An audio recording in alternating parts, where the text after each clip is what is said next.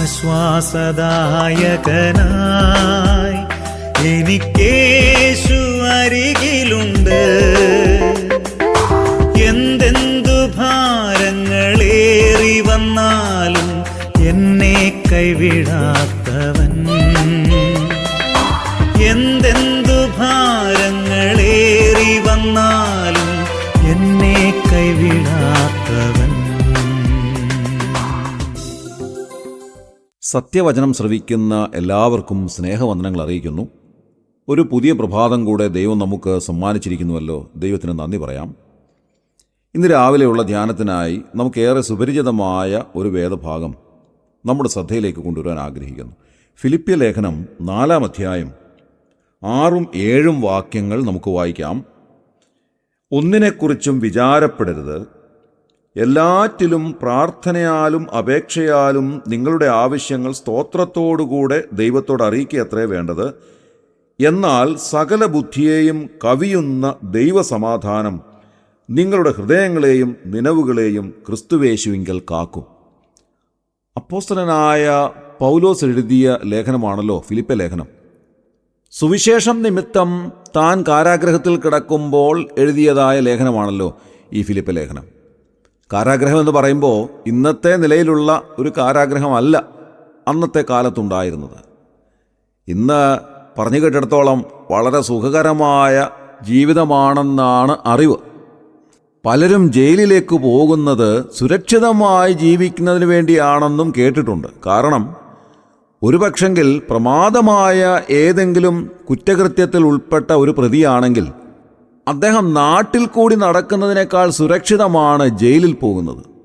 രാഷ്ട്രീയമായ പിടിപാടുകളോ പിൻബലമോ ഒക്കെ ഉണ്ടെങ്കിൽ അദ്ദേഹത്തിന് സാധാരണ നാട്ടിൽ താമസിക്കുന്നതിനേക്കാൾ സൗകര്യങ്ങൾ ജയിലിൽ കിട്ടുമെന്ന് പറഞ്ഞു കേട്ടിട്ടുണ്ട്. എന്തായിരുന്നാലും പൗലോസിൻ്റെ കാലത്ത് ജയിൽവാസം അത്ര സുഖകരമായിരുന്നില്ല. ഏറ്റവും പ്രയാസകരമായ, കഠിനതരമായ, വളരെ ബുദ്ധിമുട്ടുള്ളതായ ഒരു ജീവിതമായിരുന്നു ജയിലിനുള്ളിലുള്ളതായ ജീവിതം. അപ്പോസ്തലപ്രവൃത്തികൾ 16-ാം അധ്യായം 24-ാം വാക്യത്തിൽ പൗലോസും ശീലാസും സുവിശേഷം നിമിത്തം തടവിലായപ്പോൾ അവരെ അകത്തെ തടവിലാക്കി കാൽ ആമത്തിലിട്ട് പൂട്ടി എന്നാണ് നാം വായിക്കുന്നത്.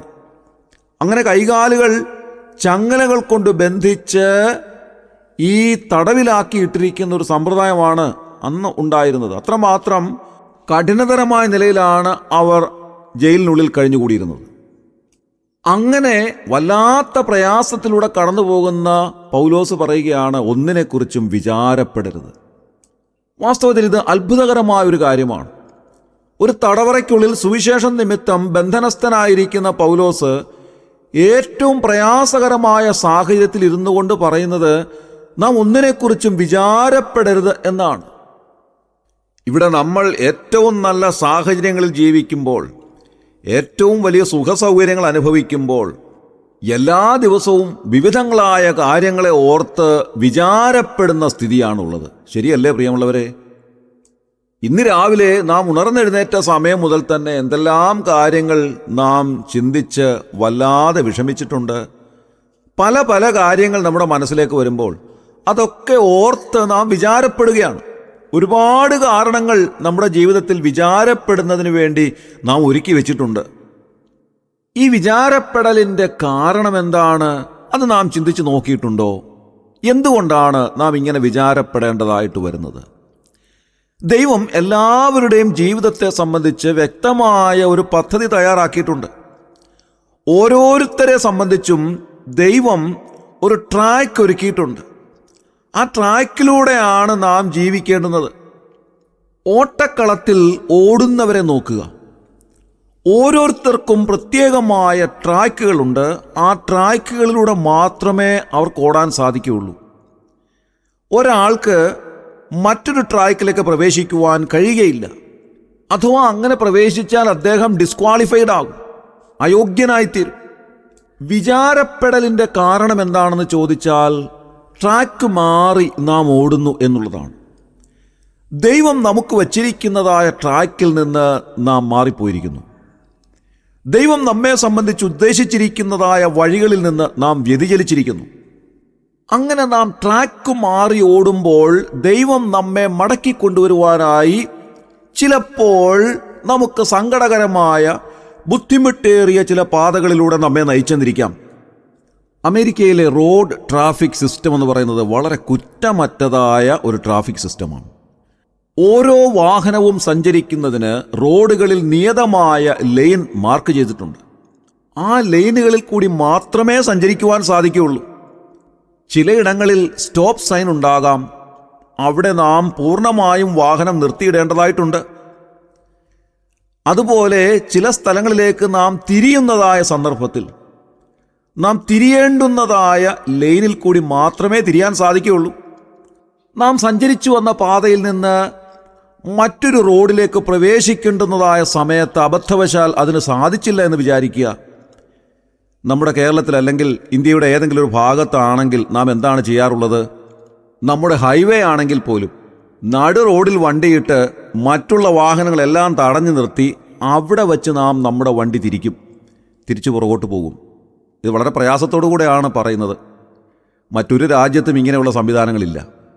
അമേരിക്കയിലാണെങ്കിൽ നാം മുൻപോട്ട് തന്നെ പോകണം. പോയി അവിടെ നിന്ന് ഒരു എക്സിറ്റിലൂടെ നാം സഞ്ചരിച്ചുകൊണ്ടിരിക്കുന്ന പാതയിൽ നിന്ന് വെളിയിലേക്ക് ഇറങ്ങിയിട്ട് ആ എക്സിറ്റിലൂടെ നാം മടങ്ങി വന്ന് നാം പോകേണ്ടുന്നതായ ദിക്കിലേക്ക് പോകുവാൻ സാധിക്കും. അങ്ങനെ മാത്രമേ നമുക്ക് പോകാൻ കഴിയുകയുള്ളൂ. ദൈവം നമുക്ക് വേണ്ടി ഒരുക്കിയിരിക്കുന്നതായ പാതയിൽ നിന്ന് വ്യതിചലിച്ചു പോകുമ്പോഴാണ് വാസ്തവത്തിൽ വിചാരപ്പെടലുകൾ ഉണ്ടാകുന്നത്. അപ്പോസ്തലനായ പൗലോസ് പറയുന്നു, ഞാൻ ഈ തടവിൽ കിടക്കുന്നത് കൊണ്ട് എനിക്ക് വിചാരപ്പെടലുകളൊന്നുമില്ല. ഒന്നിനെക്കുറിച്ചും നിങ്ങളും വിചാരപ്പെടരുത്. നിങ്ങളുടെ ആവശ്യങ്ങൾ സ്തോത്രത്തോടുകൂടെ ദൈവത്തോട് അറിയിക്കത്രേ വേണ്ടുന്നത്. അങ്ങനെയാണെങ്കിൽ സകല ബുദ്ധിയെയും കവിയുന്ന ദൈവസമാധാനം നിങ്ങളുടെ ഹൃദയങ്ങളെയും നിനവുകളെയും ക്രിസ്തുവേശുവിങ്കൽ കാക്കും. എത്ര ആശ്വാസകരമായ ഒരു വാക്യമാണിത്. നമ്മുടെ നിത്യജീവിതത്തിൽ ഒരുപാട് കാര്യങ്ങൾ വിചാരപ്പെടലിലേക്ക് നമ്മെ നയിക്കുന്നതായിട്ടുണ്ടാകാം. ഇന്നത്തെ കാര്യങ്ങൾ, ഒരുപക്ഷെ നാളത്തെ കാര്യങ്ങൾ, സമീപ ഭാവിയിൽ സംഭവിക്കാനുള്ള കാര്യങ്ങൾ, ഇതൊക്കെ ഓർത്ത് നാം വ്യാകുലപ്പെടുകയോ നാം വല്ലാതെ ഭാരപ്പെടുകയോ പ്രയാസപ്പെടുകയോ ഒക്കെ ചെയ്യുമ്പോൾ അത് സാവധാനത്തിൽ വിചാരപ്പെടലിലേക്ക് നമ്മെ നയിക്കുന്നു. നമ്മുടെ മുഖമെല്ലാം മ്ലാനമാകുന്നു. നാം ഏകാന്തത ഇഷ്ടപ്പെടുന്നു. നാം വല്ലാതെ പ്രയാസപ്പെടുന്നു. മറ്റുള്ളവരോടുള്ളതായ സമ്പർക്കമൊക്കെ കുറഞ്ഞു വരുന്നു. നാം ഏകരായിട്ടിരുന്ന് ചിന്തിക്കാൻ തുടങ്ങുന്നു. നമ്മുടെ സന്തോഷമെല്ലാം ഇല്ലാതെയാകുന്നു. അങ്ങനെ നാം സാവധാനത്തിൽ വിചാരപ്പെടലിലേക്ക് പോവുകയാണ്. എപ്പോഴും നാം എന്തെങ്കിലും കാര്യങ്ങൾ ഓർത്ത് വിചാരപ്പെട്ടുകൊണ്ടിരിക്കുന്നു. നാളെയെപ്പറ്റി ഓർത്ത് നാം വല്ലാതെ ഭാരപ്പെടുന്നു.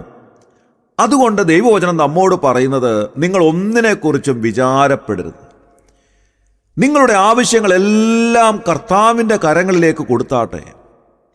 അതുകൊണ്ടാണ് തിരുവെഴുത്ത് നമ്മോട് പറയുന്നത്, അവൻ നിങ്ങൾക്കായി കരുതുന്നതാകയാൽ നിങ്ങളുടെ സകല ചിന്താകുലവും അവൻ്റെ മേലിട്ടുകൊള്ളുവിൻ എന്നുള്ളത്.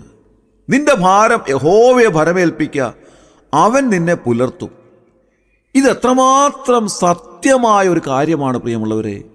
നമ്മുടെ സകല ആവശ്യങ്ങളും കർത്താവിൻ്റെ കരങ്ങളിലേക്ക് കൊടുക്കുവാനും കർത്താവിൽ ആശ്രയിക്കുവാനും നമുക്ക് സാധിക്കുന്നുവെങ്കിൽ സകല ബുദ്ധിയെയും കവിയുന്ന ദൈവസമാധാനം നമ്മുടെ ഹൃദയങ്ങളിലേക്ക് ദൈവം നൽകുകയാണ്.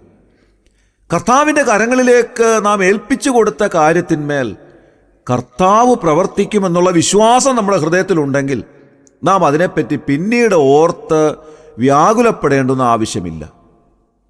നമ്മുടെ വേണ്ടപ്പെട്ട ഒരാൾ രോഗാതുരനായി കിടക്കുമ്പോൾ വളരെ പെട്ടെന്ന് നാം അദ്ദേഹത്തെ ഹോസ്പിറ്റലിലേക്ക് കൊണ്ടുപോകുന്നു. അവിടെ ചെന്ന് ഡോക്ടർമാർ പരിശോധിച്ച് തുടങ്ങുമ്പോൾ നമുക്കൊരാശ്വാസമാണ്. ഇനി ഡോക്ടർ ചെയ്തോളൂ. ഈ ഒരു ചിന്ത നമ്മുടെ മനസ്സിലേക്ക് വരുമ്പോൾ നമുക്ക് വലിയൊരാശ്വാസമാണ്.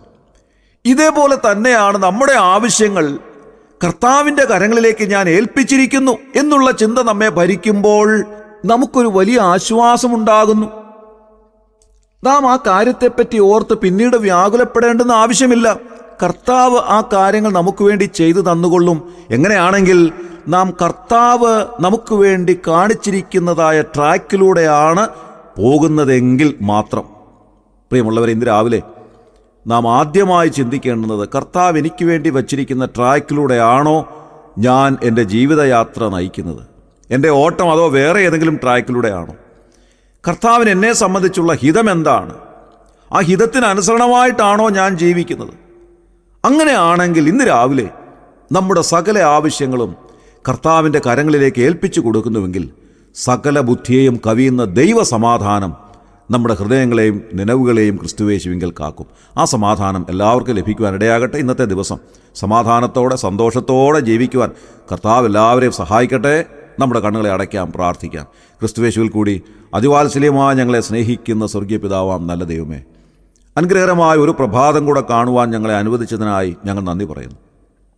കർത്താവെ, ഞങ്ങൾ ചിന്തിച്ചതുപോലെ ഞങ്ങളുടെ ജീവിതത്തിൽ പലപ്പോഴും വിചാരപ്പെടലുകൾ ഞങ്ങളുടെ ജീവിതത്തെ വല്ലാതെ അലട്ടാറുണ്ടല്ലോ കർത്താവെ. പലപ്പോഴും ഞങ്ങളുടെ സമാധാനം നഷ്ടപ്പെടുന്ന നിലയിലേക്ക് അത് മാറാറുണ്ടല്ലോ. ഇന്ന് രാവിലെ ഞങ്ങളുടെ എല്ലാ ആവശ്യങ്ങളും അവിടുത്തെ കരങ്ങളിലേക്ക് സമർപ്പിക്കുക. ഞങ്ങളെക്കൊണ്ട് അസാധ്യമെന്ന് തോന്നുന്ന എല്ലാ കാര്യങ്ങളും കർത്താവെ ഞങ്ങൾ അവിടുത്തെ കരങ്ങളിലേക്ക് ഏൽപ്പിച്ചു തരുന്നു. ഞങ്ങൾ പോകേണ്ടുന്നതായ പാത ഞങ്ങൾക്ക് കാണിച്ചു തരണമേ എന്ന് പ്രാർത്ഥിക്കുന്നു. അവിടുന്ന് ഞങ്ങൾക്ക് വേണ്ടി വച്ചിരിക്കുന്നതായ വഴിയിൽ നിന്ന് ഇടത്തോട്ടോ വലത്തോട്ടോ മാറാതെ അവിടുന്ന് ഞങ്ങളെപ്പറ്റി ഉദ്ദേശിച്ചിരിക്കുന്ന വഴിയിൽ കൂടി തന്നെ ജീവിപ്പാൻ ഞങ്ങളെ സഹായിക്കണമെന്ന് പ്രാർത്ഥിക്കുന്നു.